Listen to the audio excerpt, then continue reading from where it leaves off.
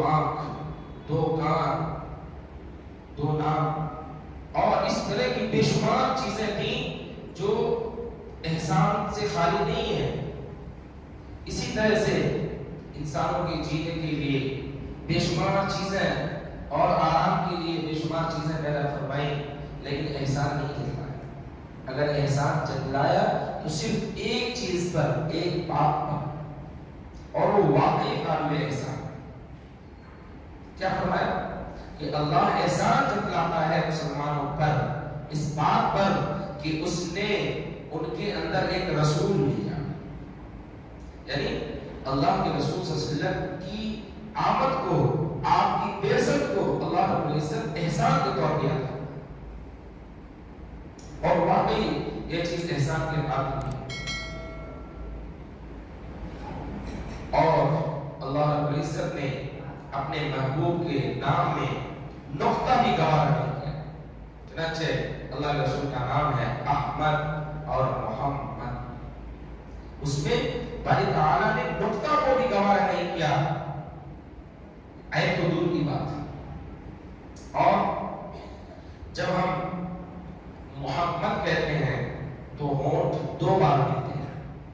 اسی طرح جب محبت کہتے ہیں تو اس میں بھی دو بار ہونٹ ملتے ہیں۔ اس سے معلوم ہوا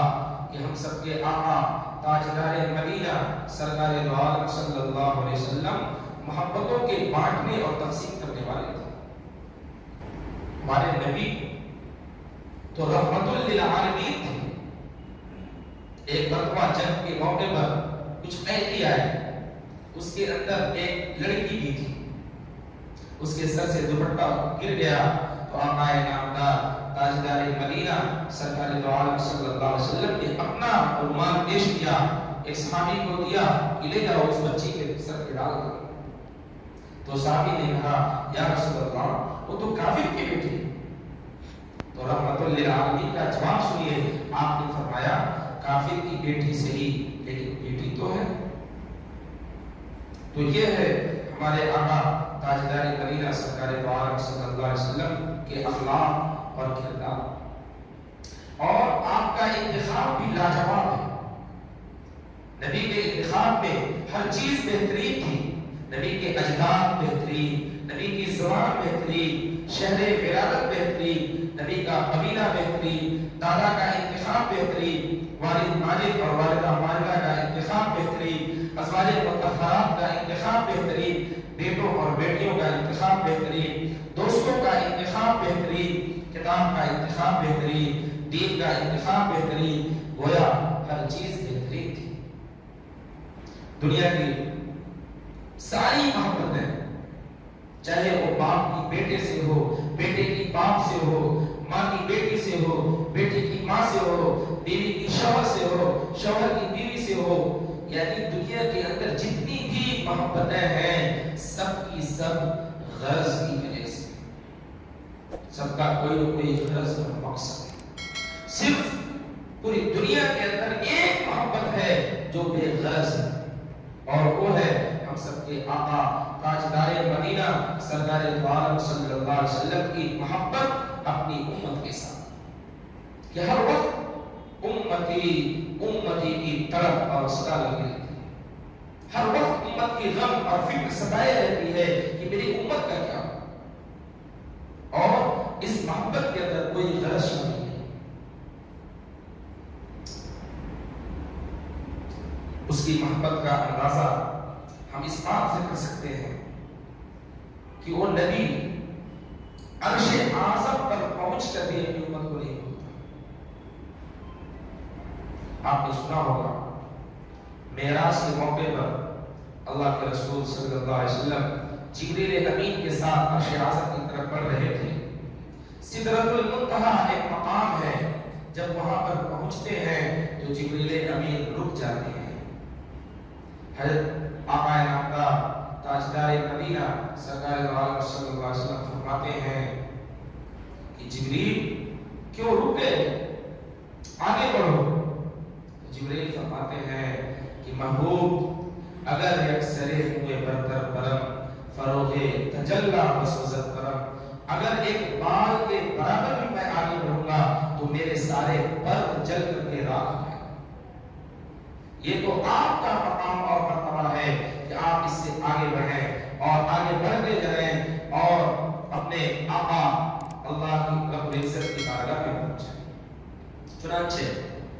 اللہ کے رسول صلی اللہ علیہ وسلم تنے تنہا آگے بڑھتے ہیں اور جب عرش اعظم کے قریب پہنچتے ہیں تو اللہ کی بارگاہ میں کچھ ہدیہ اور نذرانہ پیش کرتے ہیں۔ جیسے جب ایک مہمان کسی میزبان کے یہاں جاتا ہے تو اپنی وسعت اور حیثیت کے مطابق کچھ ہدیہ اور تحفہ لے آتے ہیں،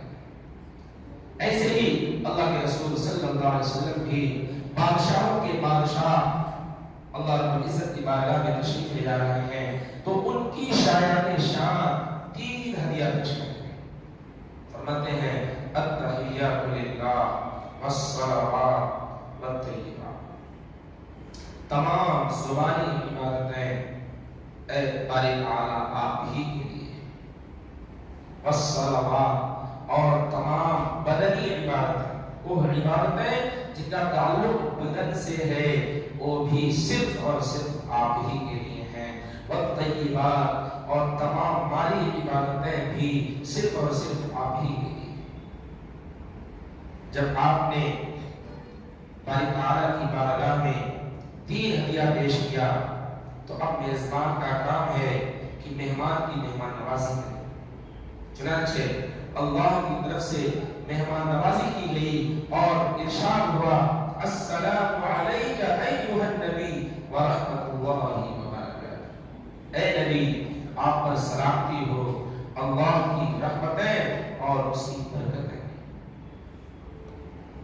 یہ اللہ کی طرف سے سلام بھیجا جا رہا ہے ہم سب کے آقا تاجدار مدینہ سرکار دو عالم صلی اللہ علیہ وسلم۔ لیکن قربان چاہیے اس ذات پر جو اتنی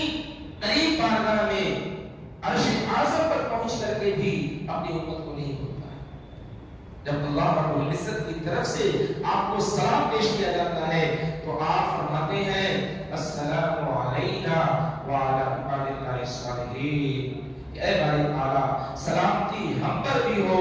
اور جو ہمارے نیک امتی ہیں، جو آپ کے نیک بندے ہیں، ان پر بھی سلام۔